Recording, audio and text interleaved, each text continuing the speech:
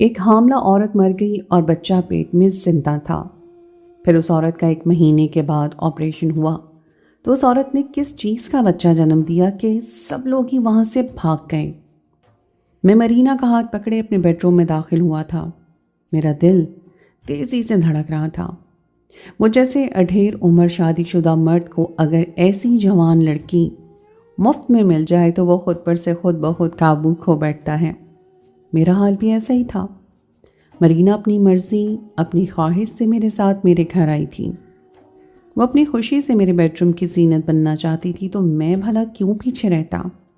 میں نے جیسے ہی اسے بستر پر بٹھا کر اس کے قریب ہونا چاہا تو اس نے ہاتھ میرے کاندھے پہ رکھ کر مجھے روک دیا اور دھیرے سے کہنے لگی، مجھے 2 منٹ دیں، میں ابھی آتی ہوں۔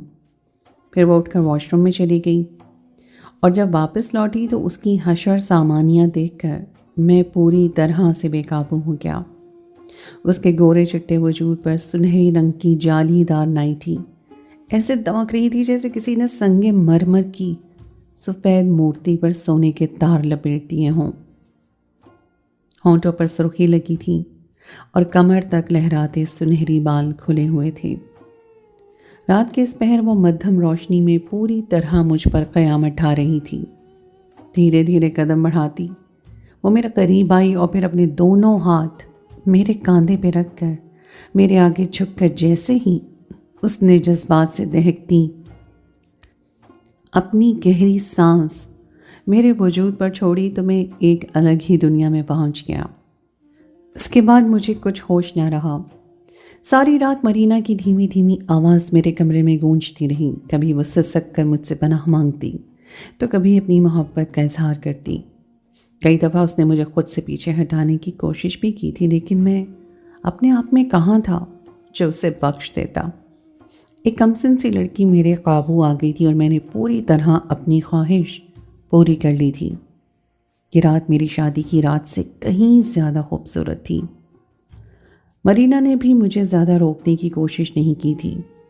وہ اپنی کم عمری میں اپنے جذبات کے ہاتھوں اس قدر مجبور تھی کہ اس نے بخوشی اپنا آپ مجھے سونپ دیا تھا۔ پھر میں کسی نامحرم رشتے سے بھی تو نہیں لایا تھا، نکاح کر کے اپنے گھر لایا تھا۔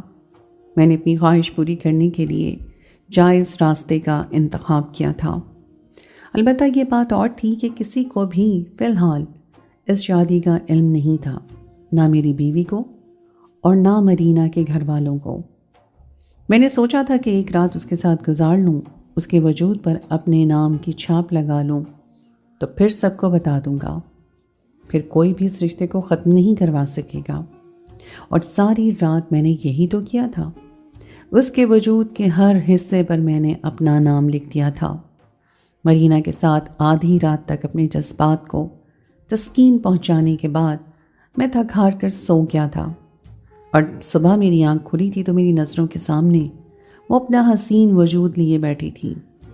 اس کے بالوں سے پانی ٹپک رہا تھا اور اس کا لباس گیلا ہو کر جسم سے چپک گیا تھا۔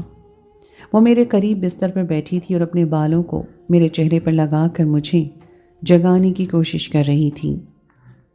اس کی یہ ادا اتنی خوبصورت تھی کہ میں اٹھ کر بیٹھ گیا تھا۔ پھر میں نے کس کر اسے اپنے بازو میں جکڑ لیا اور ایک دفعہ پھر اپنی شدت اس پر لوٹانے لگا۔ وہ کھلکھلا کر ہنس پڑی اور کہنے لگی، اب مجھے واپس جانا ہے۔ اگر خالہ کو پتہ چلا کہ میں نے رات نسیمہ کے گھر نہیں آپ کے گھر گزاری ہے تو غضب ہو جائے گا۔ میں نے مرینا سے کہا کہ میں اتنی جلدی اسے واپس نہیں بھیجنا چاہتا، وہ میری بیوی ہے اور میں کچھ وقت اس کے ساتھ اور گزارنا چاہتا ہوں۔ مگر وہ بضدی ہوئی کہنے لگی کہ ابھی ہم اس نکاح کے بارے میں کسی کو کچھ نہیں بتا سکتے۔ 1-2 دن میں آپ کی بیوی بھی میکے سے واپس لوٹ آئے گی۔ اگر وہ مجھے یہاں دیکھے گی تو ہنگامہ کرے گی۔ بہتر یہ ہے کہ کچھ عرصہ ہم اس نکاح کو خاموشی سے دبا کر رکھیں۔ مرینا کی بات سن کر میں راضی ہو گیا، کیونکہ کہیں نہ کہیں وہ ٹھیک ہی تو کہہ رہی تھی۔ نہ میری بیوی یہ بات برداشت کر سکتی تھی اور نہ ہی میرا دوست، جس کے گھر میں مرینا سے میں پہلی بار ملا تھا اور اپنا دل ہار بیٹھا تھا۔ مرینا کا حسن کسی کو بھی دیوانہ بنا سکتا تھا، اور اسی دیوانگی میں میں نے اپنی پہلی بیوی اور 2 بچیوں کو بھلا دیا تھا۔ مرینا کے بہت اصرار کرنے پر میں اسے اس کی خالہ کے گھر کے قریب چھوڑ آیا تھا اور وہ ہنستی مسکراتی چلی گئی تھی۔ کسی کو بھی یہ بات پتہ نہیں چل سکی تھی کہ ہم دونوں نے نکاح کیا ہے، اور رات وہ میرے ساتھ تھی۔ اس کے بعد پھر ہم دونوں کی ملاقاتوں کا سلسلہ اسی طرح چلتا رہا۔ کبھی ہم کہیں باہر چھپ کر ملتے تو کبھی کسی ہوٹل میں، لیکن ایسی باتیں زیادہ عرصے تک چپتی نہیں۔ مرینا حاملہ ہوئی تو خود بخود یہ بات اس کی خالہ اور میرے دوست کو پتہ چل گئی۔ ان کے سروں پر تو قیامت گزر گئی، اور میرے دوست نے مجھے اپنے گھر بلایا اور مرینا کا ہاتھ میرے ہاتھ میں تھما کر کہنے لگا کہ اب اس لڑکی سے ہمارا کوئی واسطہ نہیں ہے، تم اسے اپنے گھر لے جاؤ، بہت جلد تمہیں پتہ چل جائے گا کہ تم نے کتنی بڑی غلطی کی ہے۔ میرے دوست نے بڑی نفرت سے مجھ سے بات کی تھی، اسے شاید مجھ سے ایسی امید نہیں تھی کہ میں اس کے گھر کی عزت پر ہاتھ ڈالوں گا۔ میں نے اپنے دوست کو سمجھانے کی کوشش کی کہ میں نے نکاح کیا ہے، لیکن وہ نہ مانا، اور مرینا میرے ساتھ میرے گھر چلی آئی، اور پھر میری بیوی پر یہ خبر پہاڑ کی طرح ٹوٹی۔ میری بیوی بہت سیدھی سادی عورت تھی۔ جب اس نے میرے ساتھ اتنی کم عمر لڑکی کو دیکھا تو وہ بالکل ہی اپنے ہوش گنوا بیٹھی، مرینا کو مارنے کے لیے آنے لگی۔ میں نے بڑی مشکل سے مرینا کو اس سے بچایا اور پھر اسے اپنے ساتھ دوسرے کمرے میں لے گیا۔ مرینا ان حالات سے پریشان ہو گئی، وہ گھبرا کر رونے لگی تھی۔ میں نے اسے اپنے سینے سے لگا لیا اور کہا کہ تم فکر نہ کرو، میں سب کچھ سنبھال لوں گا، تم بس مجھے خوش رکھو، باقی میری بیوی اور بچیاں میری غلام ہیں۔ میرا ساتھ پا کر مرینا کو تسلی ہو گئی تھی۔ میں اسے چھوڑ کر کمرے سے نکلا اور اپنی پہلی بیوی سے کہا کہ اگر تم نے مرینا کے ساتھ کچھ غلط کیا یا اسے برا بھلا کہا تو مجھ سے برا کوئی نہیں ہوگا، تم اپنی بچیوں کو لے کر یہاں سے دفع ہو جانا۔ میں جانتا تھا میری بیوی کے آگے پیچھے کوئی نہیں ہے، اسے ڈرا دھمکا کر رکھوں گا تو وہ مرینا کے وجود کو تسلیم کر لے گی۔ مجھے اس وقت کسی کی پرواہ نہیں تھی، میرے ذہن پر اپنی خوبصورت اور جوان بیوی کا خمار چڑھا ہوا تھا۔ شام تک سارا معاملہ سنبھل گیا تھا، گھر میں مکمل طور پر خاموشی چھا گئی تھی۔ میری بیوی نے کوئی دوبارہ ہنگامہ کھڑا نہیں کیا تھا۔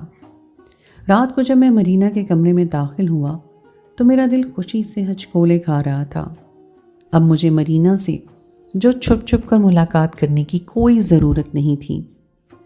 میں نے کھل کر اسے اپنے سینے سے لگایا اور جیسے ہی اس پر اپنی محبت لوٹانی چاہی تو مرینا پیچھے ہٹ گئی اور کہنے لگی، مجھے اپنا مستقبل محفوظ نظر نہیں آ رہا، اگر آپ چاہتے ہیں کہ میرا مستقبل محفوظ ہو جائے تو یہ گھر میرے نام کر دیں۔ مرینا کی اچانک فرمائش پر میں ہکا بکا رہ گیا تھا۔ میں نے حیرت سے پوچھا کہ تمہیں ایسا کیوں لگتا ہے؟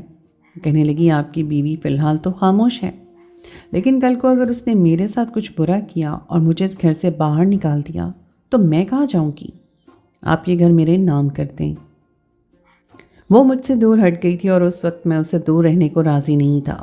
میں بے تاب ہو کر اس کے قریب گیا اور جیسے ہی اسے کمر سے پکڑ کر اپنے قریب کھینچا تو اس نے ناراضگی سے منہ پھیرا اور کہنے لگی، پہلے یہ گھر میرے نام کریں، پھر میں اپنا وجود آپ کے حوالے کروں گی۔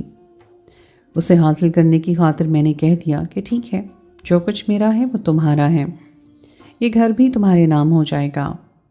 پھر اس نے خوشی خوشی اپنا آپ مجھے سونپ دیا اور ساری رات میں اپنی خواہشات کو پورا کرتا رہا۔ میں خود کو اس دنیا کا خوش قسمت ترین آدمی سمجھ رہا تھا، لیکن مجھے اندازہ نہیں تھا کہ بدقسمتی میرے دروازے پہ دستک دے چکی ہے، یا پھر میں اپنی بدقسمتی کو خود ہاتھ پکڑ کر اپنے گھر لایا تھا۔ میں نے وکیل سے بات کی اور دوسرے ہی دن کاغذات مرینا کے نام پر بنوا دیے۔ اس کا میرے سوا کوئی نہیں تھا، اس لیے میں آسانی سے اپنا سب کچھ اس کے نام کرنے کو تیار تھا۔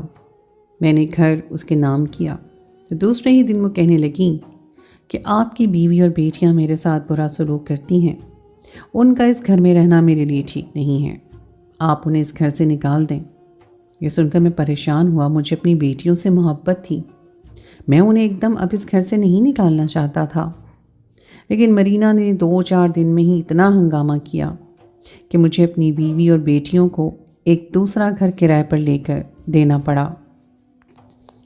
میری اس عمل سے مرینا اتنی خوش ہوئی کہ اس رات اس نے میری زندگی کو باغ و بہار کر دیا، اپنا آپ اس طرح مجھ پر عیاں کیا کہ میرے سوچنے سمجھنے کی صلاحیت ختم ہو گئی۔ میں اس کے بہکاوے میں آ گیا اور جو وہ کہتی مجھے وہی ٹھیک لگتا۔ لیکن پھر کچھ دن کے بعد جب میں دوپہر کے وقت کام سے لوٹا تو میں نے دوپہر کو اپنے گھر سے ایک لڑکا نکلتے ہوئے دیکھا۔ میں گھر میں داخل ہوا اور میں نے مرینا سے پوچھا یہ کون تھا؟ کہنے لگی میرا ایک کازن تھا، مجھ سے ملنے کے لیے آیا تھا۔ میں اپنی ماں کی خیر خیریت اس سے لے لیتی ہوں، آپ سے شادی کے بعد تو میرا کوئی رشتہ باقی ہی نہیں بچا۔ یہ سن کر میں نے ناراضگی کا اظہار کیا اور کہا کہ اس طرح جوان لڑکے کو گھر کے اندر بلانے کی کیا ضرورت ہے۔ دراصل مجھے ماضی یاد آ گیا تھا، میں بھی تو مرینا کی زندگی میں ایسے ہی داخل ہوا تھا، اور اب نہ جانے وہ لڑکا کون تھا جسے مرینا اپنا کزن کہہ رہی تھی۔ وہ کہتے ہیں نا چور کی داڑھی میں تنکا ہوتا ہے، بالکل میرے لیے بھی یہ وقت ایسا ہی تھا۔ میری بات سن کر مرینا غصے سے بے قابو ہو گئی، کہنے لگی آپ مجھ پر شک کر رہے ہیں؟ میں نے بتایا تو ہے میرا کزن ہے، مجھے میری ماں کی خیریت دینے آتا ہے۔ وہ جا کر اپنے کمرے میں بند ہوئی تو مجھ سے برداشت نہ ہوا۔ میں اس کے پیچھے گیا، اسے منانے کی کوشش کرنے لگا اور بالآخر وہ مان گئی۔ میں اسے منا تو چکا تھا لیکن میرے دل میں کچھ کھٹکا سا ہو گیا تھا۔ میرا مرینا کی زندگی میں شامل ہونا بھی کچھ اسی طرح سے تھا، اور اب اس لڑکے کو دیکھ کر نہ جانے کیوں مجھے کسی انہونی کا احساس ہو رہا تھا۔ دراصل میری اور مرینا کی ملاقات کچھ اس طرح سے ہوئی تھی کہ میں اپنے ایک دوست کے گھر کسی کام سے گیا تھا۔ وہ تو گھر پر نہیں تھا، لیکن دروازہ کسی جوان لڑکے نے کھولا تھا جسے دیکھ کر میں نظریں ہٹانا بھول گیا۔ اس کی خوبصورت سنہری بال، گوری چٹھی رنگت اور بل کھاتی پتلی کمر میرے ہوش اڑا چکی تھی، اور اس پر سے اس کا بے باک انداز، نہ گلے میں دوپٹہ تھا اور نہ ہی اسے اپنے لباس کا خیال۔ شاید وہ کم عمر تھی یا پھر اپنے آپ سے بے پرواہ۔ میری نظریں اس کے وجود سے چپک گئی تھیں۔ میں تھوڑا اور قریب ہوا اور آہستہ سے اس سے پوچھا کہ شہباز کہاں ہے؟ میری بات سن کر وہ دھیرے سے مسکرائی اور پھر کہنے لگی شہباز بھائی تو کسی کام سے بازار تک گئے ہیں، آپ اندر آ جائیں، ڈرائنگ روم میں بیٹھ کر انتظار کر لیں۔ میں اچھی طرح جانتا تھا کہ شہباز کی کوئی بہن نہیں ہے، تو پھر یہ لڑکی کون تھی جو بڑی آرام سے مجھے گھر کے اندر بلا رہی تھی؟ خیر اس کے بلانے پر میں خوشی خوشی ڈرائنگ روم میں چلا گیا۔ وہ بھی میرے پیچھے آ گئی، مجھ سے پانی کا پوچھنے لگی۔ مجھے پانی کی ضرورت تو نہیں تھی، البتہ میں نے بات بڑھانے کے لیے اس سے پوچھا کہ آپ کون ہیں؟ شہباز کی تو کوئی بہن نہیں ہے۔ وہ مسکرا کر کہنے لگی کہ شہباز میری خالہ کا بیٹا ہے، میں دوسرے شہر سے یہاں کچھ دنوں کے لیے آئی ہوں۔ وہ بہت پر اعتماد تھی اور میں اس کے لیے بالکل غیر تھا، لیکن نہ ہی اس کے لہجے میں جھجک تھی اور نہ ہی وہ مجھ سے شرما گھبرا رہی تھی، بلکہ بڑے آرام سے میرے ہر سوال کا جواب دے رہی تھی۔ اس کا دوپٹہ اب بھی ایک کونے میں جھول رہا تھا اور وہ اپنی جوانی سے میرے ہوش اڑا رہی تھی۔ اس سے پہلے کہ میں اسے مزید بات چیت کرتا، شہباز کی اماں کی آواز آئی تھی۔ وہ اس لڑکی کو آواز دے کر کہہ رہی تھی کہ مرینا تو کہاں ڈرائنگ روم میں رہ گئی ہے، واپس آؤ۔ شہباز آتا ہوگا، تجھے وہاں دیکھے گا تو غصہ کرے گا۔ مرینا نے میری طرف دیکھا اور کہنے لگی شہباز بھائی تو بس بے تک کی باتوں پر غصہ کرتے ہیں، میں تو اس چار دیواری میں رہ کر بیزار آ گئی ہوں، اس سے اچھا تو میرا اپنا گھر تھا۔ اس کے اس انداز پر میرے چہرے پر مسکراہٹ آ گئی۔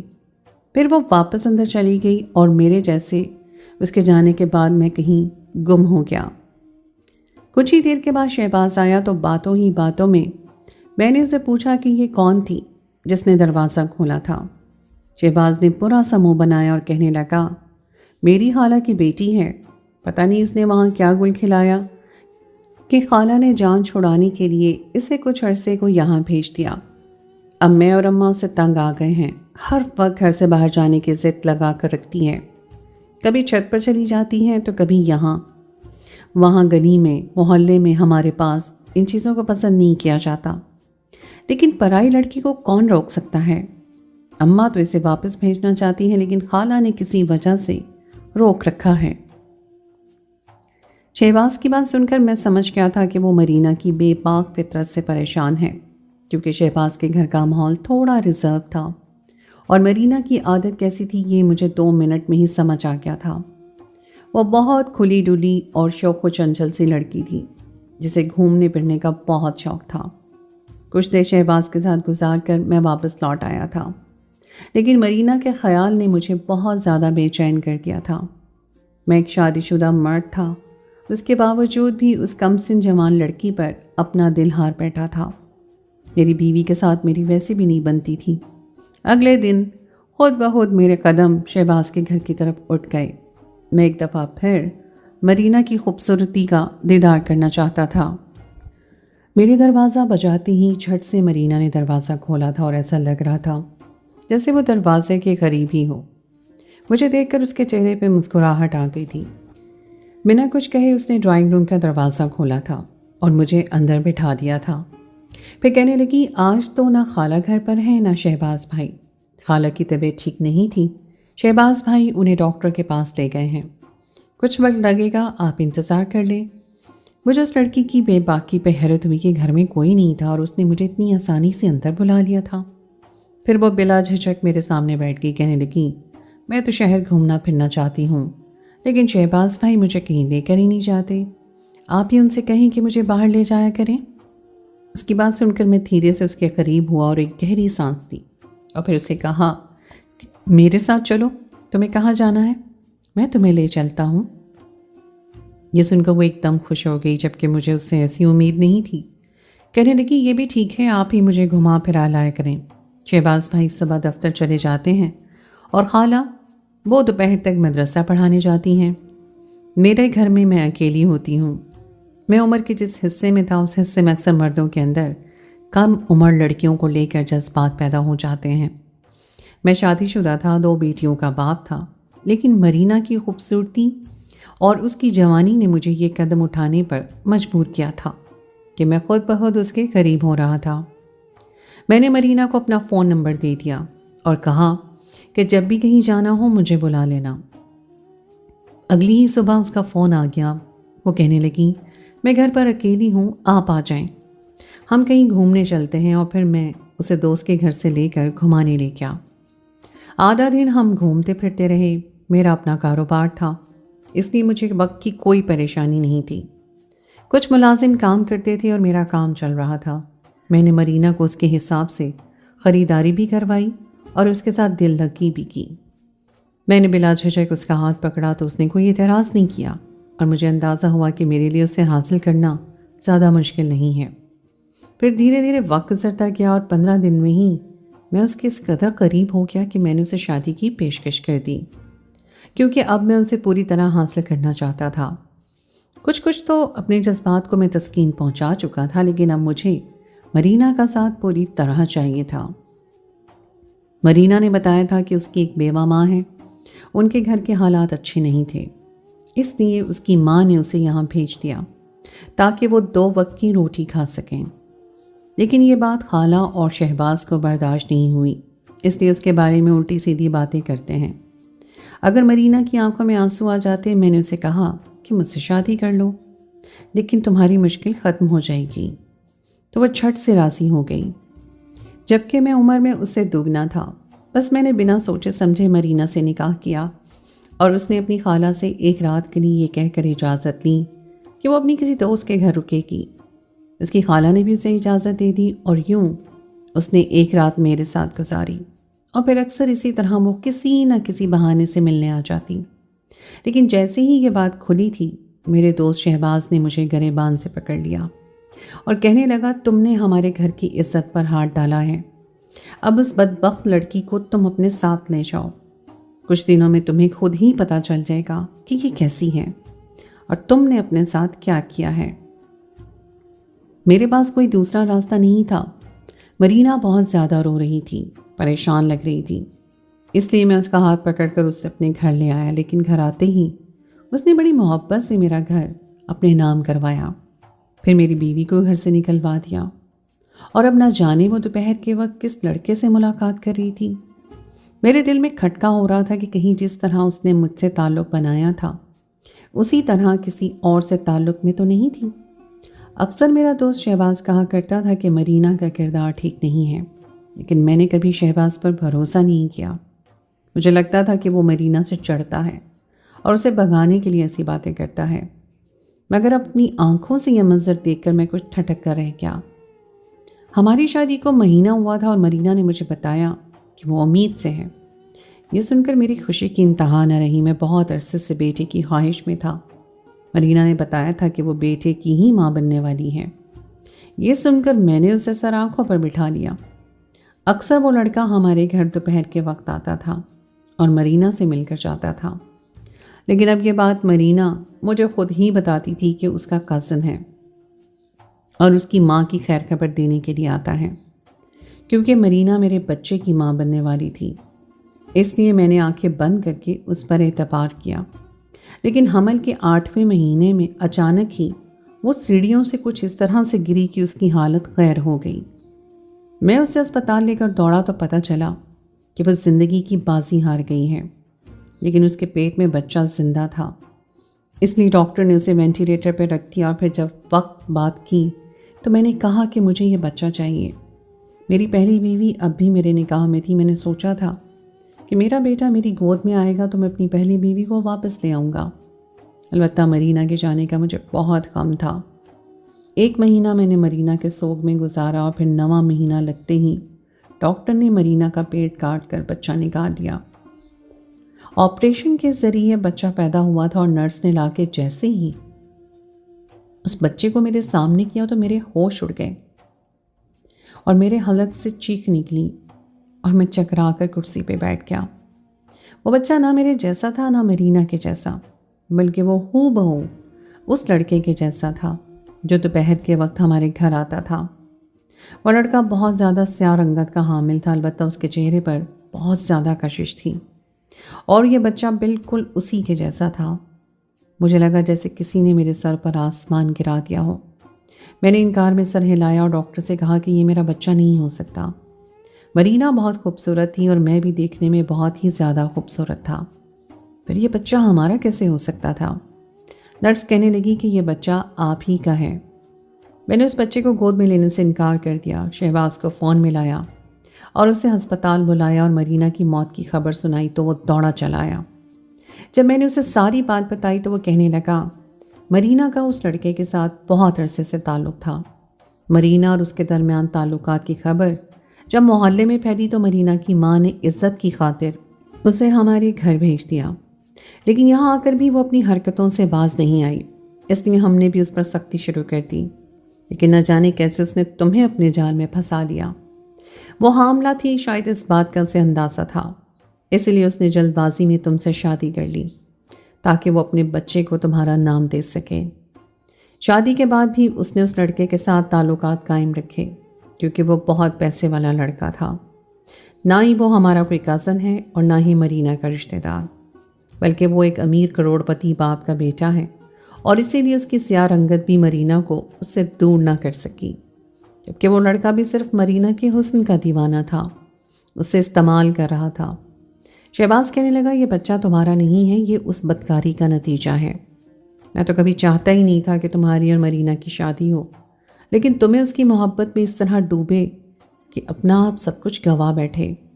تم نے اپنا ہنستا بستا گھر اس لڑکی کے لیے اجاڑ دیا جس نے کبھی اپنی ماں کی عزت کی پرواہ بھی نہیں کی۔ وہ تو بس لالچی لڑکی تھی، اس نے بڑی چالاکی سے تمہارا گھر بھی اپنے نام کروا لیا۔ اگر آج وہ زندہ ہوتی اور تم اسے چھوڑتے تو تمہارا گھر بھی اس کے پاس ہوتا اور حق مہر کی بڑی رقم بھی۔ وہ دونوں ہاتھوں سے تمہیں لوٹتی، جو ہوتا ہے وہ اچھے کے لیے ہی ہوتا ہے۔ نرس نے بچے کو نرسری میں پہنچا دیا تھا، میں نے ہسپتال کا بل بھرا اور مرینا اور اس بچے کو ہسپتال میں ہی چھوڑ دیا، اور مرینا کی ماں کو شہباز کے ذریعے اطلاع بھجوا دی کہ اگر مرینا کا بچہ اور اس کی لاش آ کر لے جائیں۔ میں خالی ہاتھ واپس اپنے گھر چلا آیا تھا، جہاں نہ میری بیوی تھی اور نہ دونوں بیٹیاں۔ بے اختیار ہی مجھے اپنی پہلی بیوی کی یاد ستائی تھی جو میرے ساتھ بہت وفادار تھی۔ اس نے میرے سوا کبھی کسی پر نظر نہیں ڈالی تھی، پھر بھی میں نے اس کے ساتھ یہ ظلم کیا تھا۔ میں معافی تلافی کر کے اپنی بیوی اور دونوں بیٹیوں کو واپس لے آیا تھا۔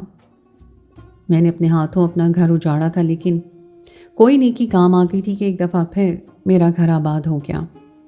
اب مجھے اپنی بیوی کی نظروں میں دوبارہ اپنا مقام حاصل کرنا ہے۔ میری آپ لوگوں سے گزارش ہے کہ مرینا جیسی لڑکیوں کے جھانسے میں نہ آیا کریں، جو اپنی خوبصورتی دکھا کر آپ کا گھر برباد کر دیتی ہیں۔ وقتی خوشی اور لذت کی خاطر اپنی ہنستی کھیلتی زندگی تباہ نہ کریں۔